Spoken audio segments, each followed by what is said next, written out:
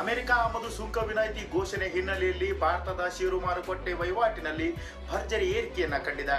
ಭಾರತದ ಉತ್ಪನ್ನಗಳ ಮೇಲಿನ ಹೆಚ್ಚುವರಿ ಆಮದು ಸುಂಕವನ್ನ ಅಮೆರಿಕದ ಅಧ್ಯಕ್ಷ ಡೊನಾಲ್ಡ್ ಟ್ರಂಪ್ ತಾತ್ಕಾಲಿಕವಾಗಿ ವಿನಾಯಿತಿ ಮಾಡುವ ನಿರ್ಧಾರವನ್ನ ಕೈಗೊಂಡಿದ್ದಾರೆ. ಡೊನಾಲ್ಡ್ ಟ್ರಂಪ್ ಅಮೆರಿಕದ ಅಧ್ಯಕ್ಷರಾದ ಬಳಿಕ ಭಾರತ ಸೇರಿದಂತೆ ಜಗತ್ತಿನ 75 ದೇಶಗಳ ಮೇಲೆ ಪ್ರತಿ ಸುಂಕವನ್ನ ಹೇರಿತ್ತು. ಅದರಲ್ಲೂ ಚೀನಾದ ಮೇಲೆ ಬರೋಬ್ಬರಿ 104% ಸರಕುಗಳ ಮೇಲೆ ಸುಂಕವನ್ನ ಹೇರಿತ್ತು. ಇದರಿಂದಾಗಿ ಜಗತ್ತಿನ ಬಹಳಷ್ಟು ಷೇರು ಮಾರುಕಟ್ಟೆಯಲ್ಲಿ ಇಳಿಕೆಯನ್ನ ಕಂಡಿತ್ತು. ಈಗ ಅಮೆರಿಕದ ಅಧ್ಯಕ್ಷ ಡೊನಾಲ್ಡ್ ಟ್ರಂಪ್ 75 ದೇಶಗಳ ಮೇಲೆ ಹೇರಿದಂತ ಬೃಹತ್ ಮೊತ್ತದ ಪ್ರತಿ ಸುಂಕ ಹೊರೆಯನ್ನ 90 ದಿನಗಳವರೆಗೆ ವಿನಾಯಿತಿ ನೀಡುವುದಾಗಿ ತಿಳಿಸಿದ್ದಾರೆ. ಇದರಿಂದ ಜಗತ್ತಿನಾದ್ಯಂತ ಬಹಳಷ್ಟು ಷೇರು ಮಾರುಕಟ್ಟೆಯಲ್ಲಿ ಏರಿಕೆಯನ್ನ ಕಂಡಿವೆ. ಭಾರತದ ಷೇರು ಮಾರುಕಟ್ಟೆ ವಹಿವಾಟು ಭರ್ಜರಿ ಏರಿಕೆಯೊಂದಿಗೆ ಮುಂದುವರೆದಿದೆ. ಬರೋಬ್ಬರಿ 1542 ಅಂಕಗಳಷ್ಟು ಜಿಗಿತದೊಂದಿಗೆ 75,390 ಅಂಕಗಳ ವಹಿವಾಟನ್ನ ಮುಂದುವರೆಸಿದೆ. ಈ ಡೊನಾಲ್ಡ್ ಟ್ರಂಪ್ ಟ್ಯಾರಿಫ್ ಏನಿದೆ, ಇದು ಕೇವಲ 90 ದಿನಗಳವರೆಗೆ ವಿನಾಯಿತಿಯನ್ನ ನೀಡಲಾಗಿದೆ.